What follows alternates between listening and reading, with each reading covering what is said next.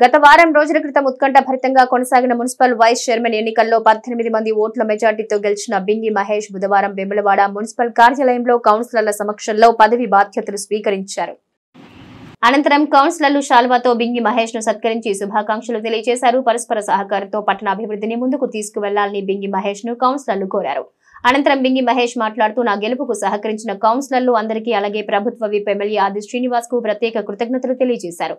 పట్టణ ప్రజలకు అందుబాటులో ఎల్లప్పుడూ ఉంటూ పట్టణ అభివృద్ధిలో మా వంతు కృషి ఉంటుందని తెలిపారు. ఇప్పపూల అజయ్, కొండ కనకయ్య, గూడూరి మధు, లక్ష్మి, అన్నరాం, ఉమారాణి శ్రీనివాస్, కొండ శ్రీలత, కనకయ్య, జడల లక్ష్మీ శ్రీనివాస్, కవితా సుమన్, కాంగ్రెస్ నాయకులు పుల్కం లక్ష్మీరాజు, పులి రాంబాబు గౌడ్, పీర్ మహమ్మద్, నరాల దేవేందర్ తదితరులు పాల్గొన్నారు.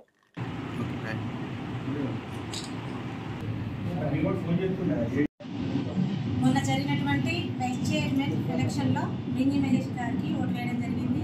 అలాగే వారు వైస్ చైర్మన్ గెలవడం జరిగింది. వారికి ముందుగా హార్దిక శుభాకాంక్షలు. అలాగే ఈరోజు పదవి బాధ్యతలు స్వీకరించడం జరిగింది. ఈ నేపథ్యంలో మేమందరం కలిసికట్టుగా ఉండి వేములవాడ పట్టణ అభివృద్ధికి కృషి చేస్తామని తెలియజేస్తున్నాను.